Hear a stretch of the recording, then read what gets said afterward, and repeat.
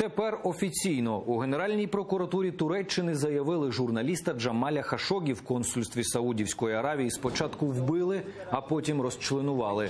Коли на початку жовтня Хашогі, який неодноразово критикував владу Аравії, зайшов за документами до диппредставництва в Стамбулі, його задушили, тіло розчленували і вивезли геть. План вбивства готували заздалегідь. Тіло журналіста не знайшли досі. 18 підозрюваних вже затримали у Саудівській Аравії. Видавати їх Туреччині країна відмовляється.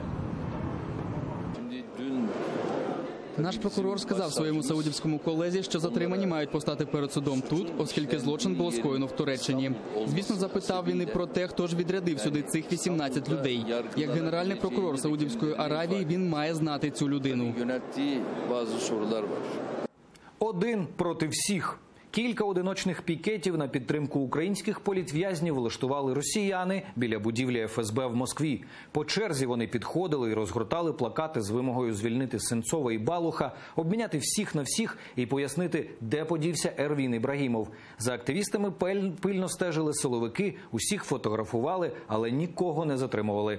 А вже геть немирну акцію влаштував юнак в будівлі ФСБ Архангельська. Докладніше про це і не тільки в нашому огляді. Швидкі, вибухотехніки і купа слідчих. Так розпочалася середа в управлінні ФСБ в російському Архангельську. Зранку сюди зайшов юнак з пакунком. Ще мить і пролунав вибух. Хлопець загинув. Троє силовиків, що були поруч з ним, в лікарні. Коли мережею почала ширитися інформація про нападника, дехто став порівнювати його з керченським стрілком. Підривнику було 17, він так само вчився в політехнічному коледжі, називав себе анархокомуністом. Перш ніж підірвати бомбу, анонсував теракт на своїй сторінці в соцмережах. Написав, що ненавидить ФСБ, бо ті фабрикують справи і катують людей. Звідки у хлопця вибухівка, поки невідомо. Проводится определение и типа взрывного устройства, и всех необходимых действий, которые позволят определить причины и следствия этого трагического случая, поскольку пострадали люди. Ну и мы предприняли меры для того, чтобы усилить систему безопасности всех общественных и государственных учреждений Архангельской области.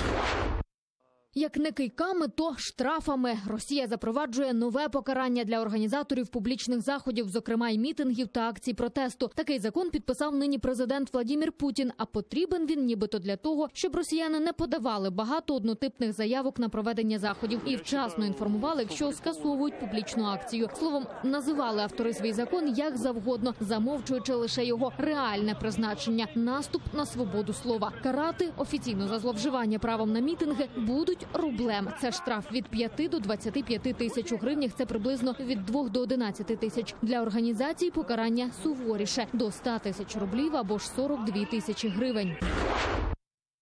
Військовий гвинтокрил упав на заході Афганістану. Загинули всі, хто були на облавку, а це 25 людей. Окрім солдатів, це кілька високопосадовців, генерал і представники провінційної ради. Борт врізався вгору, бо видимість була вкрай несприятлива для польотів, повідомила влада країни. Водночас представники радикального ісламістського руху «Талібан» заявили, що це вони збили гелікоптер. Анна Макаренко, Заман, АТР. Вище неба. В Індії відкрили найвищу статую у світі – 182 метри заввишки. Вона називається «Статуя єдності». Для створення монументу залучили близько 250 інженерів та майже 3,5 тисячі робітників. Залізо збирали по всій країні. Будували пам'ятник майже 3 роки. За розмірами він вдвічі вищий за статую Свободи у Нью-Йорку і майже вчетверо за статую Ісуса Христа в Бразилії.